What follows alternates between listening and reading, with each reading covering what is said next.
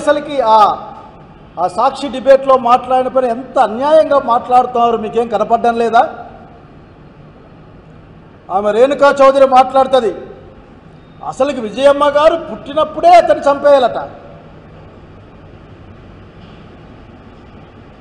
ఇప్పుడు నాకు డౌట్ వస్తుంది, ఈ సలహా ఈరోజే ఇచ్చారా, మీరు ఇంకా అనేక సార్లు ఏమైనా ఇచ్చి ఉన్నారా?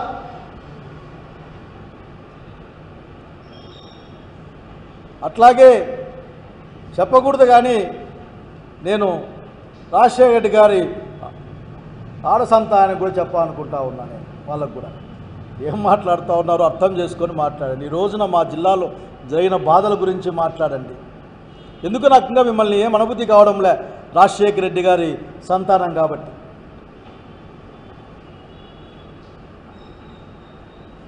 కనుక మీరు ఆలోచించుకోవాలి ఎన్ని మాటలు. అసలు భారతీయ గారిని అసలు ఎప్పుడైనా ఎక్కడైనా మహాతల్లి ఎప్పుడైనా సరే రాజకీయాల్లో కనిపించిందా,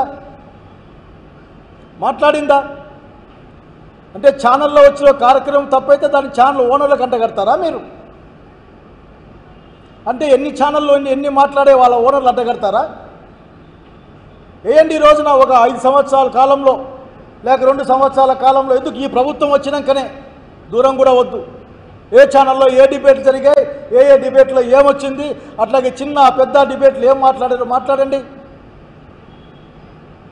ఎంతల విచ్చల విలిగా కామెంట్ చేసినా కానీ పట్టించుకోలేదు కదా. అంతెందుకు సినిమాల్లో బాధితాయుతమైన ప్రజాప్రతినిధులు ఉన్న మీ వాళ్ళు దిబిడి అని మాట్లాడితే ఎవరన్నా మాట్లాడారా మీరు? సినిమాలోనూ అదే, సినిమా అయిపోయినాక ఫంక్షన్లోనూ అదే. చూడ్డానికి ఎఫెక్ట్గా జుబుక్సకరంగా లేదా మరి ఎందుకు యాక్షన్ తీసుకోరు మీరు? ఏదేమంటే చంద్రబాబు గారు మరొక్కసారి మిమ్మల్ని అడుగుతూ ఉన్నా, నేను పదే అడుగుతూ ఉంటాం కూడా, మీరు ఏం నేర్పించాలనుకుంటా ఉన్నారు? ఎక్కడికి రాష్ట్రాన్ని తీసుకెళ్తారు మీరు? ఏ విలువలు నేర్పిస్తారు? ఇదేనా మీరు నేర్పించబోయే విలువలు మాకు? సామాజిక రంగంలో మీరు ఏం చేయాలనుకుంటున్నారు? మమ్మల్ని రాజకీయంగా ఏం నేర్పిద్దామనుకుంటున్నారు? వేసేయన్ లోపల అనే మాటేనా, లేకపోతే భవిష్యత్తు ఎలా ఉండాలి నేర్పించబోతా ఉన్నారా? అదేదో అంటుండే ఆఖరి మిమ్మల్ని చూస్తా అంటే, మీ కింద పనిచేసే అన్ని డిపార్ట్మెంట్ చూస్తా అంటే నాకు ఏమనిపిస్తుందంటే, ఈ మధ్య ఏదో కృష్ణ కొడుకు సినిమా చూశాను నేను, దాంట్లో డైలాగ్ ఉంది, అట్లా మీ జరుగుతూ ఉంది, అట్లా సరిపోయిన ఆ యాంగిల్లో ఉంటుంది, అట్లా ఉంది, మీరు జరిపిస్తూ ఉన్నారు, జరుగుతూ ఉంది, ఎంతో కాలం ఉండదు. కాలచక్రం చాలా ఫాస్ట్గా తిరుగుతుంది. మీరు నేర్పించే విద్య మేము నేర్చుకుంటాం. ఇలా మాలాంటి వాళ్ళు రెసిస్ట్ చేసినా నేర్చుకోకుండా కొత్త పిల్లలు చాలా ఈజీగా నేర్చుకుంటారు. మళ్ళీ మీరు నేర్పించిన విద్య మీకే ఉపయోగపడుతుంది. కొత్త విలువలు నేర్పిస్తూ ఉన్నారు. సత్యదూరమైన మాటలు, ప్రజలకు ఇచ్చిన మాట నిలబెట్టుకోలేకపోవడం, పైగా అభాండాలు వేయడం, బెదిరించడం, ఇంకా ఎక్కువ మాట్లాడితే డబ్బులు ఎట్లా ఇస్తాయో నా చెవులో చెప్పండి, నేను డబ్బులు ఇస్తా అని చెప్పి మీ యొక్క మాట కూడా చూసాం. అట్లా ఇంకొక ఆయన మాట్లాడుతూ బహుశా మీ యొక్క భవిష్యత్తులో మీ పార్టీని ప్రభుత్వం నడిపోయాయన, నా దగ్గర ఎర్ర బుక్ ఉంది, అదేనా మీరు నేర్పించింది? మీ వారసుని నేర్పించి అదేనా?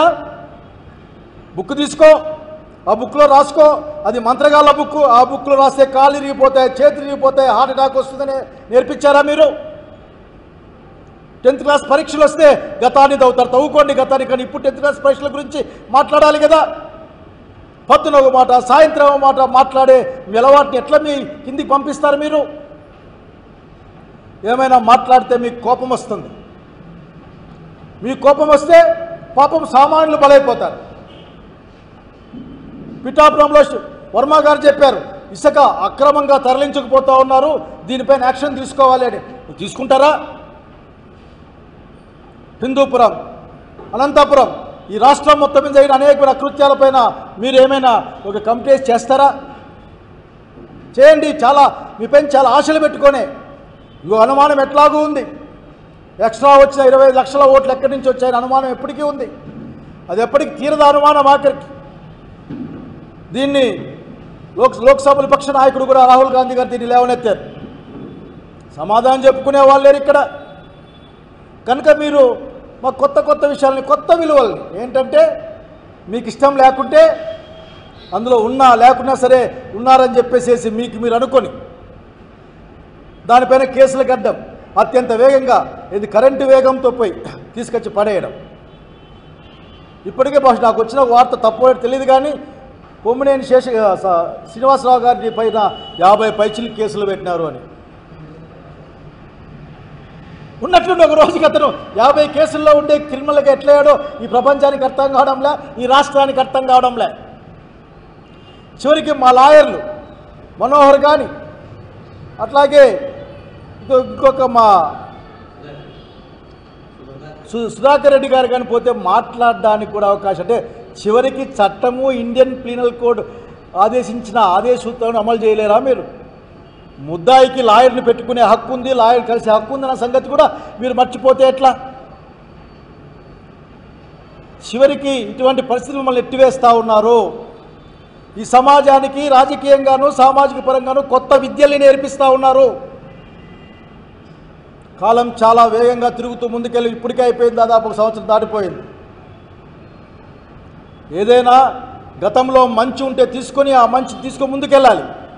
అట్లా కాకుండా ఇప్పుడిప్పుడే వచ్చిన కొత్త నూతన తరం పైన కూడా మీ యొక్క విషపు ఆలోచనలు, విషపు బీజాలని నాటుతూ ఉన్నారు.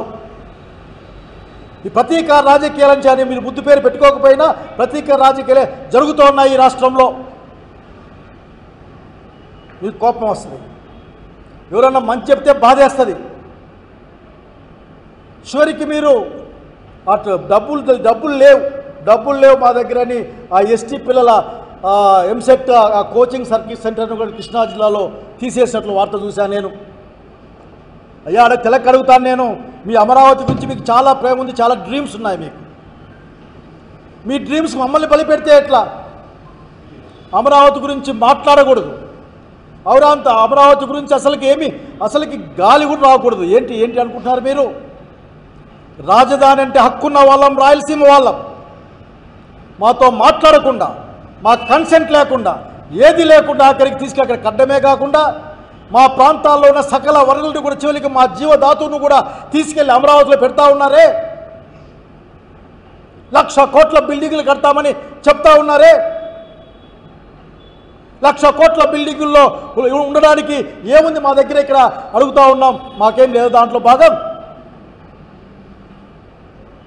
శ్రీబాగ్ గొడవపడి ప్రకారం మాది రాజధాని మధ్యలో ఉంటుంది కదా అని అట్లా ఇట్లా అన్యమనస్కంగా అర్ధమనస్కంగా తలూపాం మేము. అమరావతి గురించి ఎవరు మాట్లాడరాదా? 1,00,000 కోట్ల రూపాయలు మీరు కొన్ని వార్త వస్తుంది, కొన్ని సిండికేట్లకే పోతా ఉన్నాయని, సిండికేట్లకే కాంట్రాక్టులు పోతున్నాయని. సో డబల్ ట్రిపుల్గా రేట్లు. బయట 20 కోట్లకి నేషనల్ హైవేలో 4 లైన్ రోడ్డు వేస్తూ ఉంటే మీ దగ్గర 50, 60, 70 కోట్ల వరకు అని వార్తలు వింటూ ఉన్నాం.